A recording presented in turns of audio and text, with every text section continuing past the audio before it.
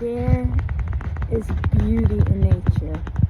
What are things that you do as a person that has neurodivergency or ADHD to just get a peace of mind?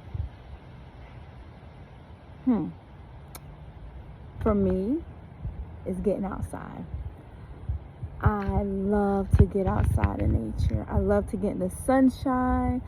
Now it's fall or autumn. Some say the leaves are changing colors. The wind is brisk. It's such an immaculate feeling to just be.